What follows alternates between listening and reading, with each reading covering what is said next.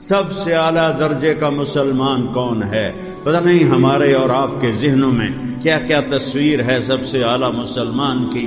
میرے نبی نے فرمایا من سلم المسلمون من لسانہ و یدہ، سب سے بہترین مسلمان وہ ہے جو کسی کو ہاتھ اور زبان سے تکلیف نہ پہنچے۔ حضرت عمر ایھا الناس لا تغرنکم طنطنۃ الرجل باللیل فی صلاتہ، حضرت عمر نے فرمایا کسی کو تہجد میں روتا دیکھ کر یہ نہ سمجھنا کہ بہت بڑا آدمی ہے۔ مجھ سے پوچھو سب سے بڑا آدمی وہ ہے جو کسی کو دھوکہ نہ دے اور جو کسی کو اس زبان سے تکلیف نہ پہنچائے اور اس ہاتھ سے تکلیف نہ پہنچائے۔